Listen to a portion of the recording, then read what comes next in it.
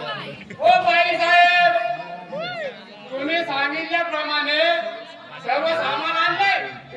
कोण येईल?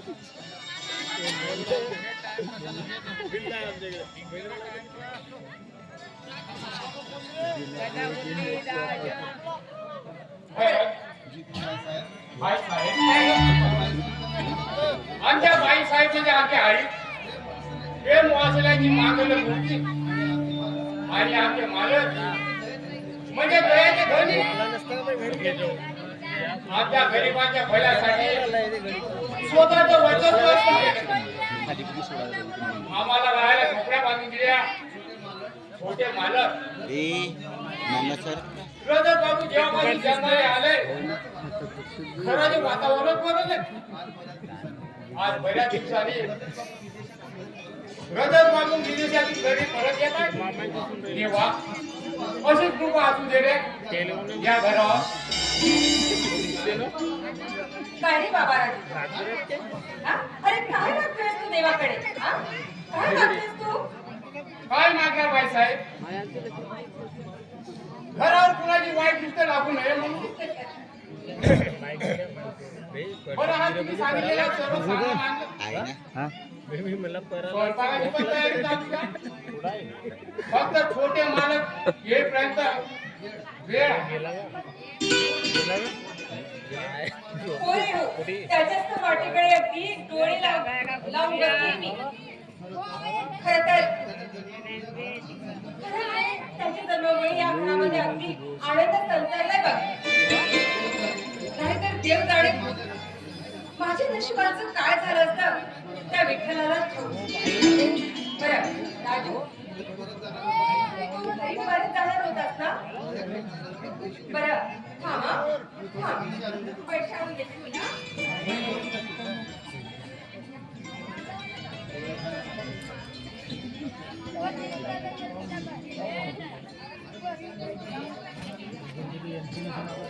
मी काय म्हणते पैसे घरी घेऊन जाशील? अरे घे ना खर्चाला तुला पैसे. नाही बाई साहेब, त्या घरात मी जाऊन काय करू आणि माझ्या त्या घरात काय उरलेलं नाही. आई बाबा आधी सोडून गेले. घरात मोठा भाऊ बहिणी आहे. हात दुखतोय. पण प्रेमाने तुम्ही बोलतच नाही. एक तो आणायला पाहिजे होता. जेव्हा घरी गेलो तेव्हा वहिनीच्या आलेल्या पैशाकडे चिल्ली कुठं त्या जीवनात म्हणजे पैसेच महत्वाचे असते ना. माझ्या भावना कोणी समजून घेत नाही. या उत्तम मी या वाड्या आईच्या दुकानात तुमचं मिळालं मग प्रेम साहेबांचा आशीर्वाद आणि काय होय मला. राजू, अरे वाईट असते ना शेवटी. अरे तरी पण तुझी ती रक्ताची माणसंच आहेत ना? स्वतःच्या रक्ताची माणसं, पण ते रक्त स्वार्थी रंगाने दूषित झाले. या वहिनीने मग त्याने आधार द्यायला हवा होता. ते नेहमी मला टोचून बोलतात. एक वेळ शरीरावर पडलेला घाव भरून येतोय, पण स्वतःच्या मारलेल्या उठलेल्या वर कधी तुटता येत नाही. मग तुमच्या प्रेमाचा पदर सोडून या परमलेल्या नात्याला जोडायला काय?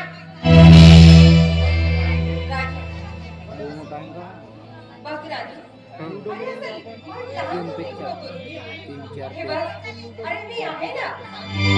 हे बघ, चिंता करू नको, मी तुझी काळजी घेईन बघ. खरंच खरंच राजू, अरे आज ना आपल्यासाठी आनंदाचा दिवस आहे.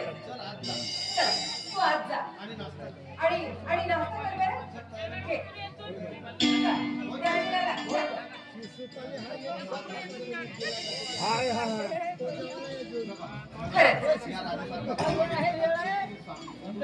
खरंच या राजू सारखा प्रामाणिक माणूस जगात शोधून सुद्धा सापडणार नाही असा माणूस लाभलाय आम्हाला.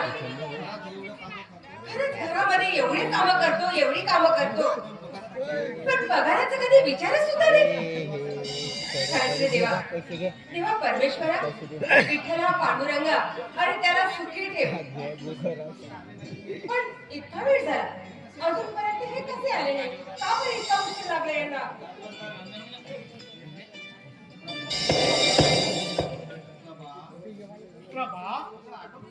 आटोपला का तुझं? आता रजत आला समज. हे बघ, मी तुला सांगतोय, तू अशी हातात हात ठेवून गप्पवली कशी? आटोपलं का सगळं? बाप रे बाप, मुलाला भेटायला काय हो इतका उतावीळपणा करताय ना? अहो कमाल झाली आहे बघा तुमची. हा? काय हो शेवटी मी गाव काय त्याचं? अहो तुम्ही बाबा, तुम्ही जागे ना त्याची. पतीक्षेचा वेग एवढा वाढलाय की त्याला हुरड्याची धरल्याशिवाय तब्येत होणार नाही.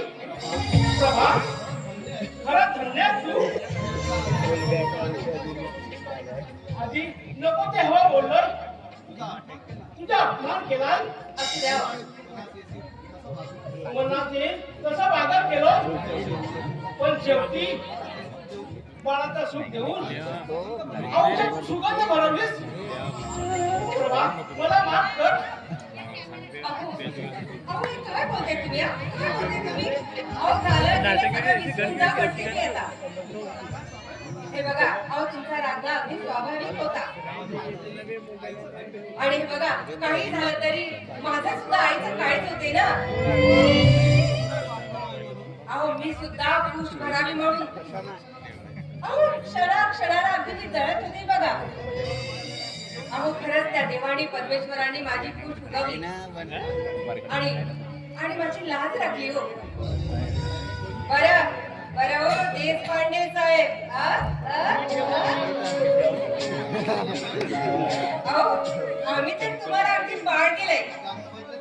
आणि काय हो देशपांडे साहेब, त्यात आम्हाला तुम्ही काय दिलं? हा सांगा ना, अहो काय दिलं? प्रभा देवी, हा राजवर्धन तुमच्या स्वतःचा गुलाम आहे. बोला, काय हवं तुला? जे मागतील ते सनातन तुझ्या समक्ष उभा करेल. आणि हो, कुणाची जान घ्यायचं असेल तर सांगायचं. करू नका हो. अहो काय वाटते, काही लाज लज्जा आहे की नाहीये? हा अहो मुलगा लहानाचा मोठा झाला, थोडीशी तरी शरम ठेवा. काय हो, अगदी तुमचा पोरपणपणा गेलेला नाही. अहो एवढं वय झालं तरी असं वाटतं की हसा नको ना, तरुणच आहे. हसा नको ना. कसं झालं प्रभा? तुझ्या रूप सौंदर्याला मी इतक्या भाडून गेलो की अधिक मला माझं भान राहत नाही. आता इथं कुणीच नाही. अगं गेला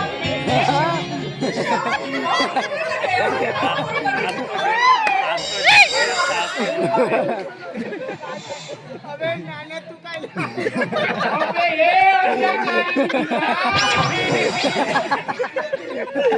कुठे काढली रे?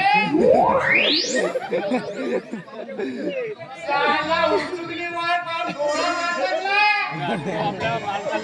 बाबा मालक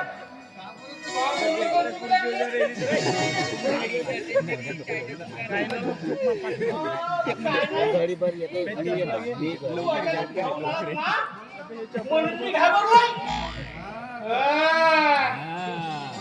खोटे बोलू नका. मला वासच येतोय. Situation is under tight. मग घ्यायच्या. तुम्हाला घाबरू नका.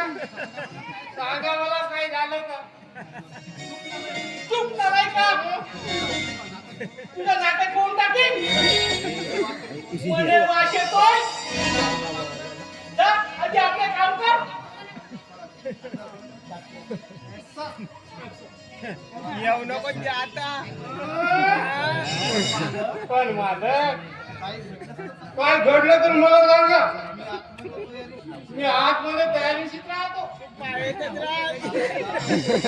चूक झाला का? आतमध्ये त्याचा जीव घेऊन टाकी तुला. Yes, sir. ज्यादा तू पायातच राह.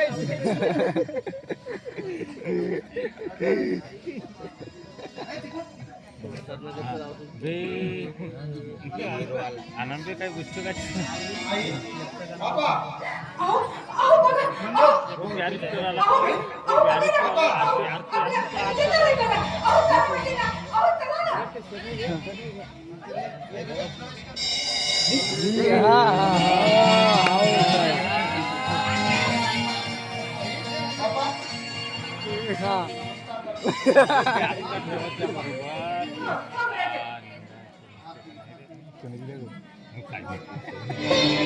नारळ फोड मस्त गो.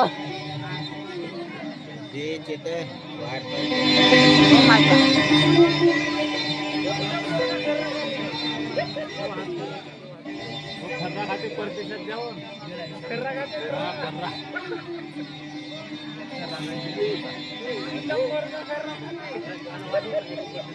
त्या पोरगा जवान झाला पर खर्रा खाऊन राहिला बाकी तो इगल डावकर मजा जा. अगं आपला जर प्रवासात खटला असेल त्याला फेस होऊ द्या आधी. त्यानंतर त्याच्या जेवणाला बघ. आई काय पळा बाबा वाटेत येताना घरी येऊन तुम्हाला कधी भेटतो असं झालं होतं. खरं तर विदेशात तर माझं मनच रमत नव्हतं. आपली संस्कृती, आपलं शेत, आपलं गाव, तो निसर्गातून वाहणारा झरा आणि तो खडखडणारा झरा, आपली माणसं, या सर्वांना कधी बघतोय असं झालं होतं. तत्पूर्वी आई तुझ्यासाठी एक सरप्राईज आहे. कसलं बाळा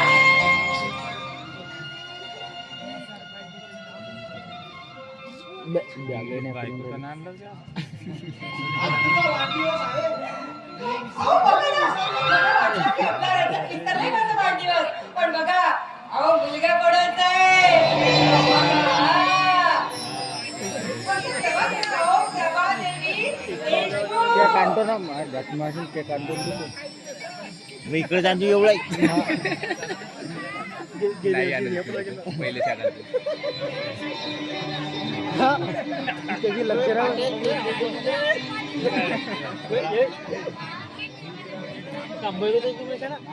बाकी पुरा के इकडं दादाराम नाही खोल ना घेऊन हा इकडचे ना इकडे हा इकडे भेटल फॉरेनर दादारामला ते चढवलं.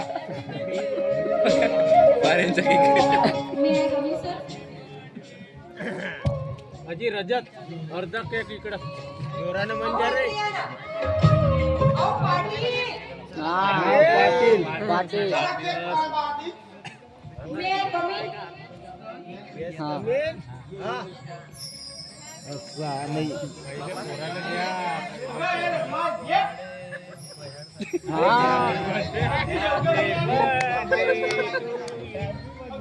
वेळी आली. आज प्रभाचा वाढदिवस आहे आणि रजा सुद्धा विदेशातून पळत जाताना नाही. त्यापूर्वी ओळख करून देतोय की रेश्मा हा आमचा रजत आणि रजत ही रेश्मा दादारामचे दोन एकाल भरव. आजपासून या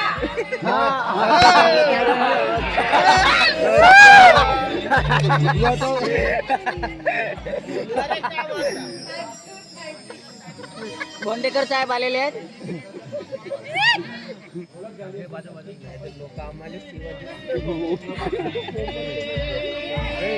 अरे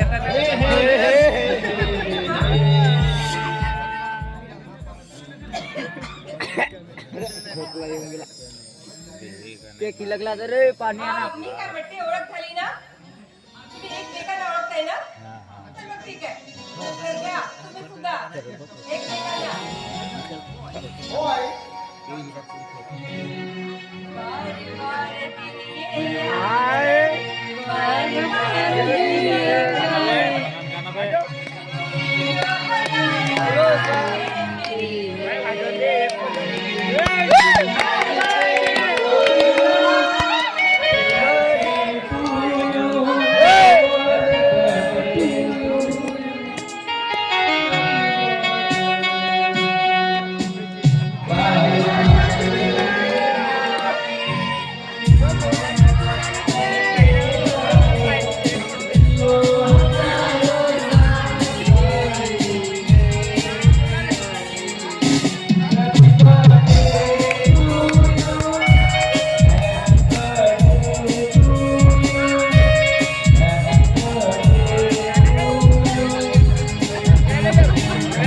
आम्हाला द्या.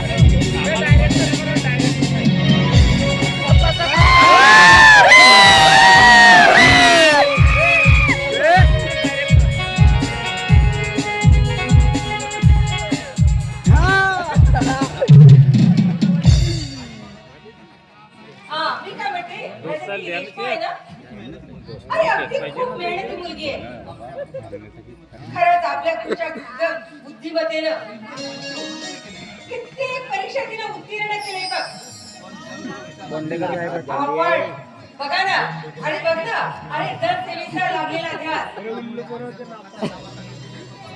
अरे त्यासाठी तिने धनाच्या कामासाठी स्वतःला वाहून घेतले बघ वाव खरंच मला माझ्या प्रोजेक्ट साठी या रेशमाची खूप मदत होईल आणि हो रेशमा आणि हो रेशमा आता काम करायला प्रगती तुझ्या सुद्धा सोबत असणार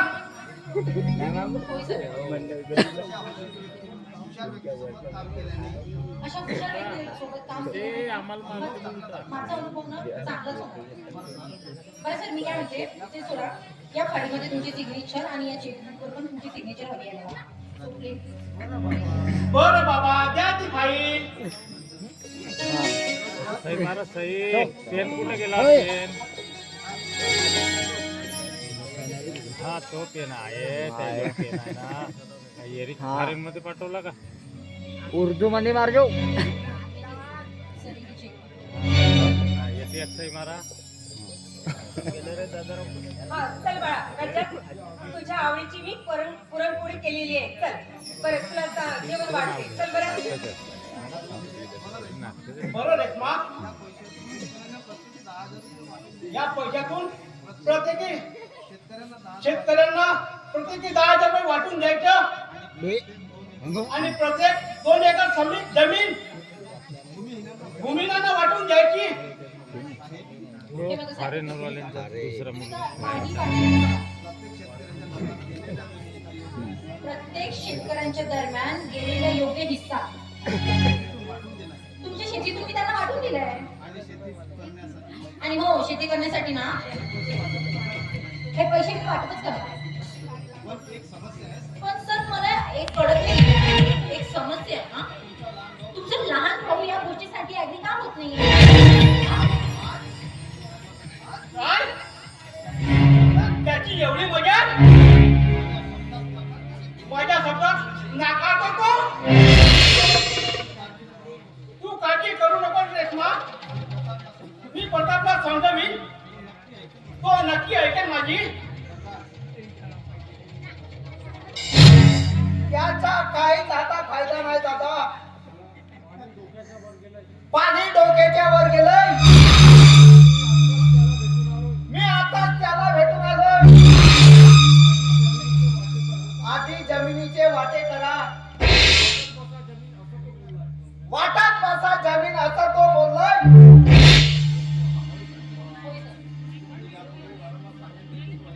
आणि या देखील वारंवार त्याला सांगतो तो ऐकायला खालीच नाही.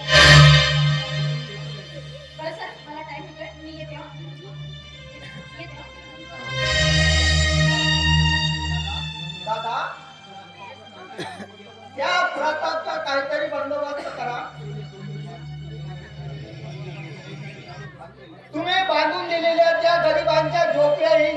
चारून खाक केल्या. आता विचार या सगळ्यात चिकित्साच्या त्याला मदत जीवात जाऊन करतोय. हा. आपला स्वतःचा भाषा तो राक्षस जयकन. बस धनु बस. नाही एक टेन्शन त्यांनी माझ्या जातीची ती सीमा ओलांडली. पकडतो गडीवर पकडलं. तो आपल्या घरात पोहोचण्यासाठी निघाला. पकडतेस का तिथं गडीवर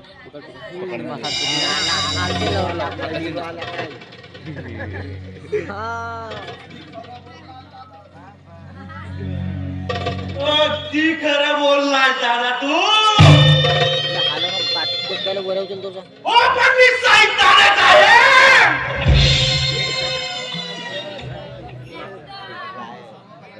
पण हे सर्व करायला तूच मला भाग पाडलास. काय शोभा माझ्यासाठी काय केलं. या कुत्र्यासारखं स्वतःच्या पाठीमागं लोळलंस. स्वतःचा लहान भाऊ असताना कोणत्या मला मालकीचा हक्क दिलास.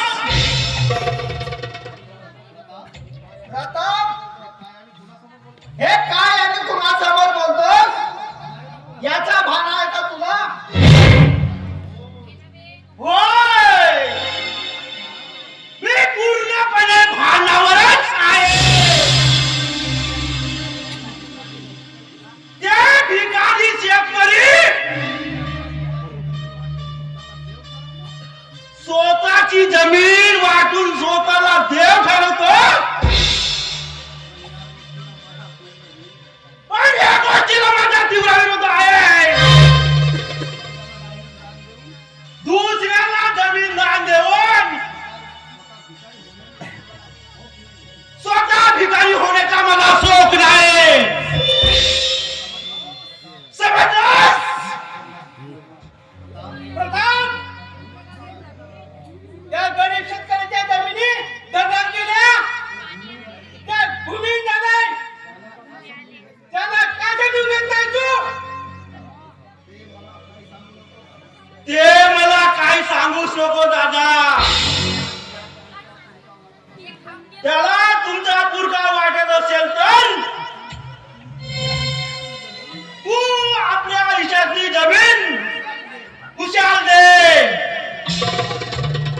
पण माझ्या वाट्याला येणारी जमीन मी कधी दान करणार नाही. प्रताप स्वतःच्या तोंडावर स्वावर घाल. नाही तर काय करशील तू. हे बघा तुम्हाला शेवटचं सांगतोय. या जमिनीवर पुन्हा जबराईने ताबा मिळवण्याचा प्रयत्न केलास. प्रत्येक जमिनीवर जर पावलांना चाटून टाकेल. समजला.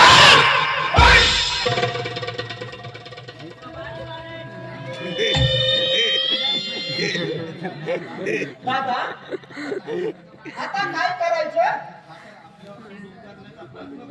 हा तर आपल्यावर सूट उगवण्याचा प्रयत्न करतोय.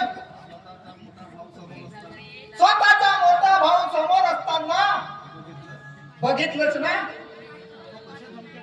तो कशा धमक्या देतोय. धनु तू काळजी करू नकोस. तो काहीच करणार नाही. जो माझ्या कुणी कामात अडथळा आणला तर मला बनाय मग खाल्लं तेव्हा मार्गात दिलं रे. मी अजिबात सोडणार नाही. मग स्वतःचा भाऊ असेल तरी चालेल. बरं जाऊ दे. आपला लक्षात आला आहे त्याच्याशी भेटून त्याच्या प्रोजेक्टचे काय आहे ते विचारून घेऊ. मी येतो. गडबड करून आले तुम्ही. काही नाही चल